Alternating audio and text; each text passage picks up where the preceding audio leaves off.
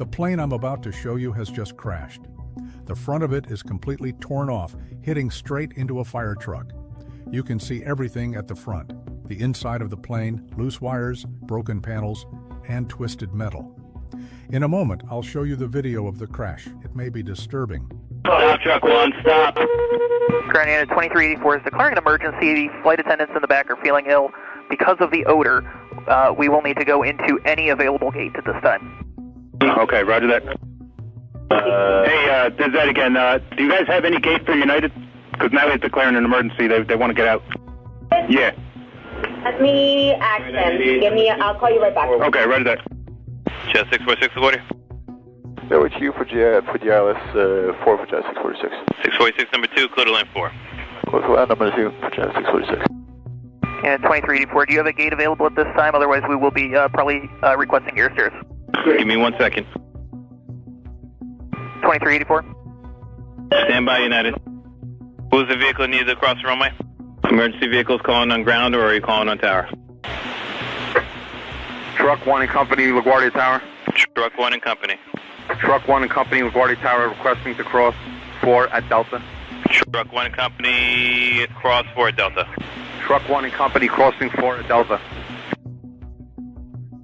Frontier 4195 to stop there, please. Stop, truck 1, stop. Sorry, truck 1. Stop, truck 1. Stop, truck 1, stop. 4195, we're staying here. Delta 2603, go around, runway heading 2000. Jet 646.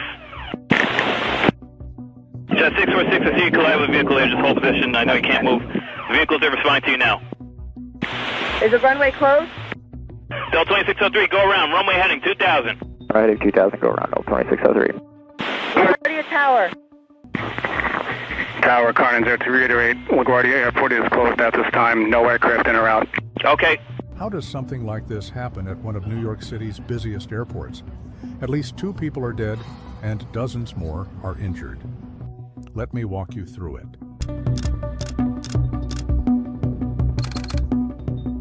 So far, there was nothing unusual about this flight, not the route, not the timing. Air Canada Flight 8646 was traveling from Montreal to New York. It took off around 10:35 p.m. Eastern on Sunday night. The trip is short, just about an hour. Almost exactly 60 minutes later, the plane was lining up for landing at LaGuardia Airport, heading toward runway 4. That detail matters, and I'll explain why in a moment, but this is the runway it was approaching. The aircraft was coming in from the southwest, preparing to land toward the northeast, but it never made it all the way down. About halfway along the runway, everything changed. The plane suddenly came to a stop. On a normal day, this flight would continue forward and slowly turn onto a taxiway at a safe speed. But this time, something went wrong. At around 58 knots, just over 100 kilometers per hour, the plane suddenly veered to the right. And then the signal disappeared. Now let me show you what it hit.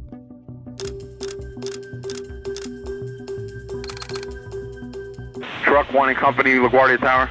Truck 1 and Company. Truck 1 and Company, LaGuardia Tower, requesting to cross 4 at Delta. What you're hearing there is a radio exchange between a fire truck driver and LaGuardia's air traffic control. The call sign is Truck 1, speaking directly with the tower. When the driver asks to cross runway 4 at Delta, he's requesting permission to pass over an active runway using taxiway D. To understand this better, I pulled up a layout of LaGuardia Airport to see exactly where taxiway D meets runway 4. And it's right there, just under halfway down the runway, the same area where the plane lost control. The fire truck at that moment was responding to a different situation elsewhere in the airport. There had been a report of a strange smell on another aircraft.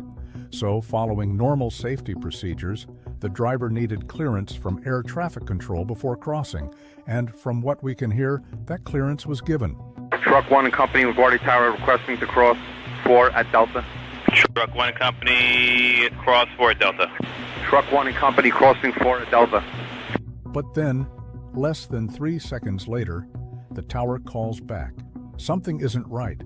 In just about 11 seconds, air traffic control repeats the warning again and again, trying to get the fire truck to stop.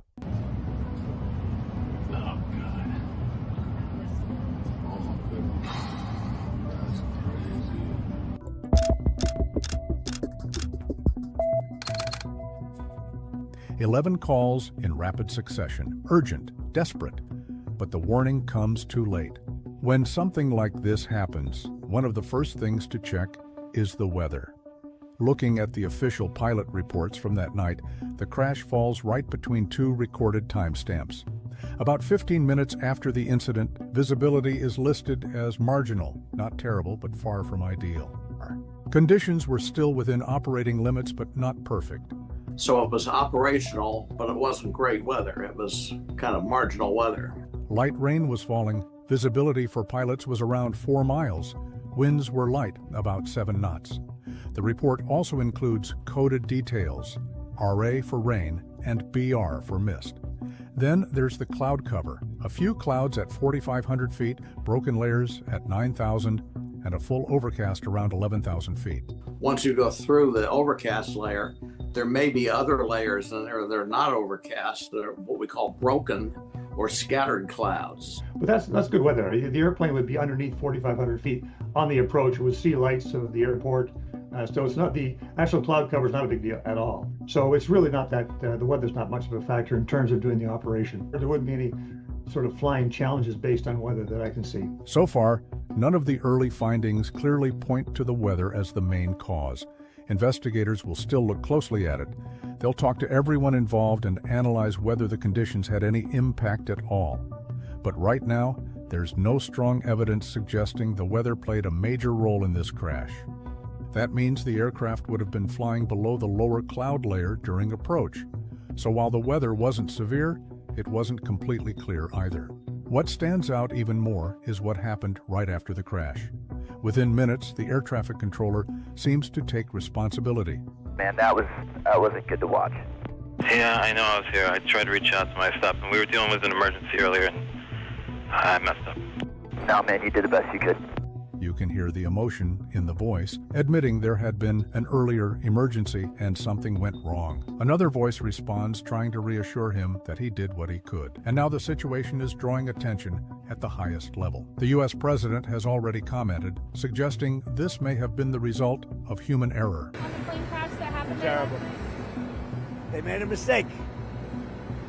It's a dangerous business. That's terrible. When you're given clearance and you're on final to land on that runway, that aircraft who's given clearance owns that runway. But we hear clearly a communication that put a fire truck on a runway when by federal aviation regulations, that aircraft owned the runway. Investigators are also expected to look closely at another key question.